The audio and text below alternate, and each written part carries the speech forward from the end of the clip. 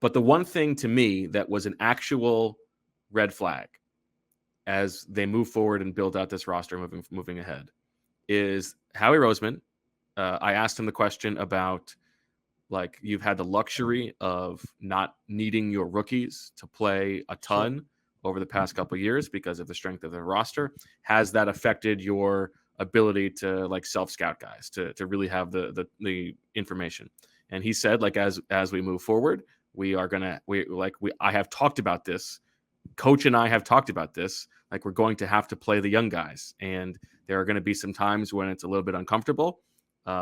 Just looking at the depth chart because the guy hasn't proven it, but like in service of what is best for the team, we're going to have to play the young guys. And this is the conversation that we've been having over the past month or so. Like, at some point, those reps matter more. Like, it would have been better for the December Eagles if Sidney Brown got starters reps in September as opposed to having to wait so long. Which we spoke about in September. Which we spoke about. Yeah, of course. That was not a big surprise. Yeah. But that's a real thing. Like, they need to, at some point, they need to let the young guys play. And then Nick was asked about that. And he gave the exact same answer that he gave last year and the year before. Like, the age doesn't matter. I'm going to play whoever gives us the best chance to win that week.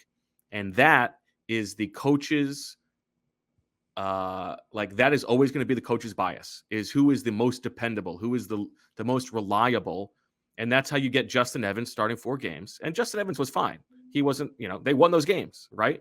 But it was the way that Howie talked about it, as if this was a conversation they've had. They have had like this agreement on, at some point, we got to turn the roster over. And Nick was like, he just wasn't a part of that conversation, or he doesn't agree with that. That to me was like, oh, maybe there is a bit of a disconnect here at this thing that is going to be very important as they flip this roster forward. Well, I agree with you.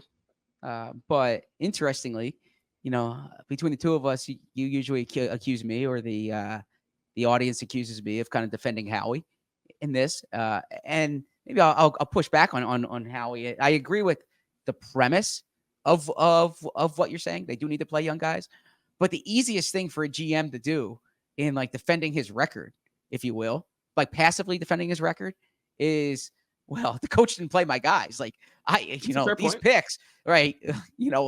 I mean, perhaps the coaches didn't play them because the guys weren't ready to play, right? And this goes into what you were saying about whether it's Nolan Smith or Sidney Brown. I agree. You do have to play these players. And we shouted out Tommy Lawler earlier this offseason when he spoke about the Chiefs defense. And like, they played these guys, they took their lumps, and then when it came to money time, these guys were ready.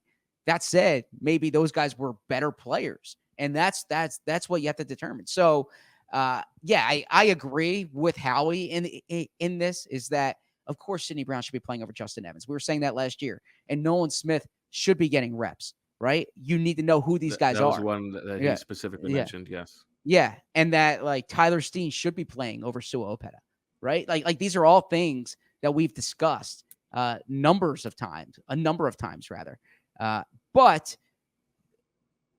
I will emphasize this is that it's very easy for Howie to say, that's a good point. Like my guys, or my draft picks just haven't had the opportunity, right? Like, the jury's still out on Nakobe Dean, right?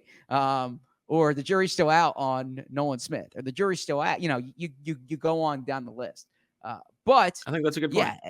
Yeah, at some point, you can't keep playing these patchwork players on 1-year deals. If you have high draft picks, you got to play high draft picks.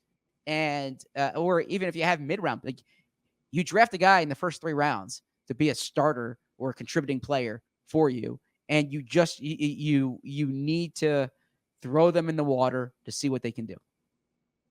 And I do believe they're going to do that this year. And I don't think, I think between those two conversations, I think Howie's going to win that one, because probably so, but it's one to bookmark for week 1 and week 2. Yeah. Well, because I also think Howie could force the issue, in that Howie could say, like, I'm not giving you your Justin Evanses this year, right?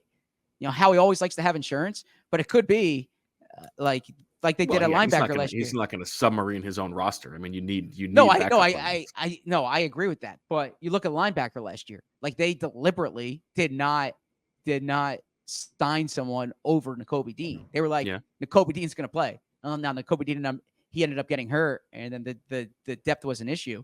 But pick, if Jason Kelce retires, okay, they could very well say, like, this is your center and this is your right guard, right? We drafted these guys 2nd round, 3rd round. Like, these guys are going to play.